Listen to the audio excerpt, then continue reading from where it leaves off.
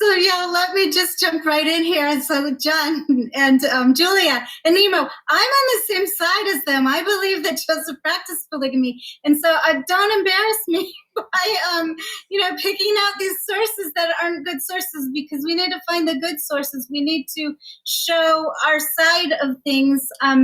Well, I'd say the majority of the sources they use, they do the same thing as here, is where they do not look at go to the actual journal, go to the actual book, go to the actual source, and see who is it that's writing, how credible what do they actually say? Yes. Right, what do they actually say?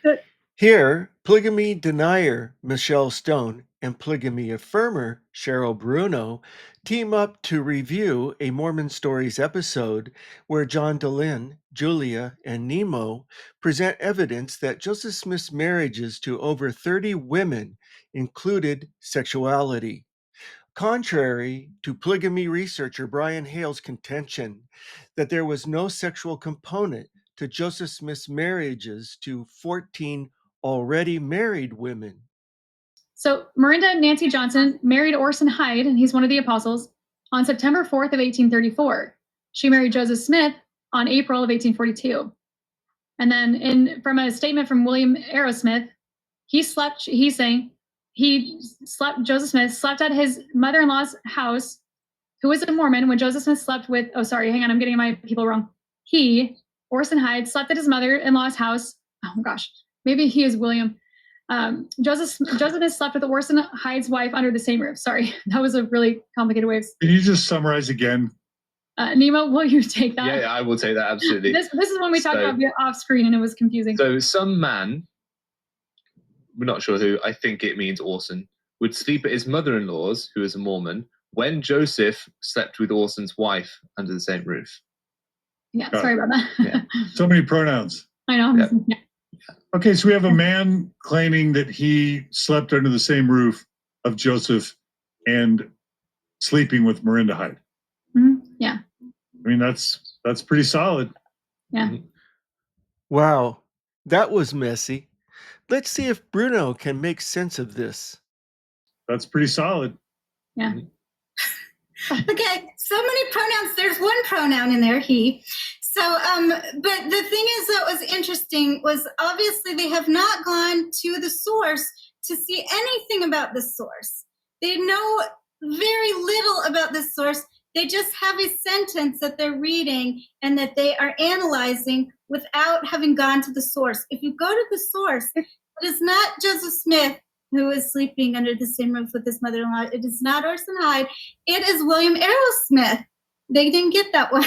Who is sleeping with his mother-in-law, who's John Taylor's mother. Wait, hold it. No one was sleeping with their mother-in-law. Not Joseph Smith, he was in the next room sleeping with Orson Hyde's wife. Certainly not Orson Hyde, that would be weird. He was obviously away from Nauvoo on one of his missions. Bruno correctly identifies William Arrowsmith, but he wasn't sleeping with his mother-in-law, just in the same house. And if you go to the source, you can see that this is not a primary source. This is not a secondary source. This is a third-hand account. It is not Orson Hyde who's speaking, and it's not William Arrowsmith who's speaking. It's John Bowes who wrote the book, telling about William Arrowsmith, telling about Orson Hyde. And so I guess she meant to say Orson Hyde's wife, Marinda.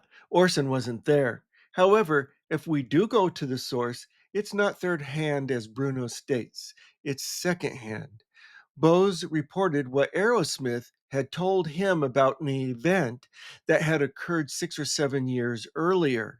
Also, Bruno left out something very important that lends support to its accuracy and credibility. Bowes begins by saying, I extract a few of the things which I took down in writing from his lips and read over in his hearing. So this is a second-hand source based on notes, which makes it almost first-hand. So let's read the source from the 1850 book without ellipses. He, William Arrowsmith, slept at his mother-in-law's, who was a Mormon, when Joseph Smith slept with Orson Hyde's wife under the same roof. So yes, Bruno is correct. The information is credited to Aerosmith. We historians don't like to use these sorts of sources, especially if they're the only source we have of something. Then it's very difficult to think that this is a good source. But not only do they not recognize this isn't a good source, they don't go and look at the source at all. And this is a big, big problem. And especially when people want to make claims about Joseph Smith's polygamy, you really need to go to the source and see what the pros and cons are of the source that you're using. Oddly, Bruno never gives us the pros and cons of this source.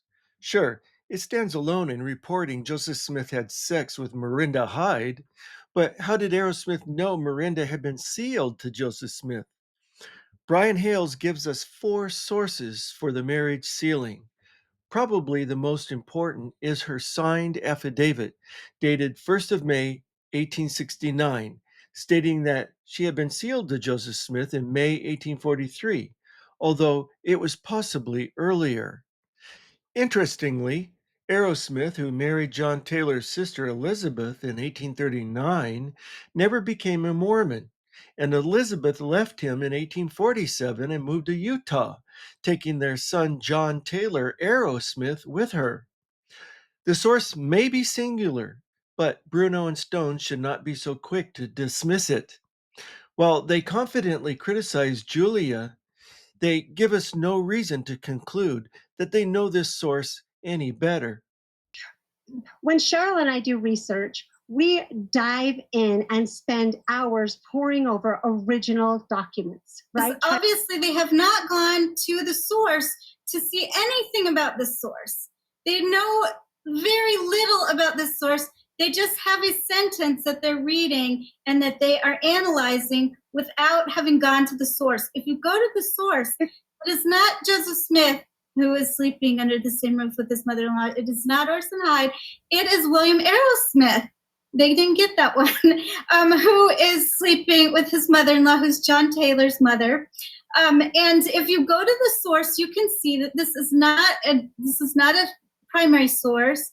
This is not a secondary source. This is a third-hand account. It is not Orson Hyde who's speaking, and it's not William Aerosmith who's speaking. It's John Bowes who wrote the book. I just love a good irony, don't you?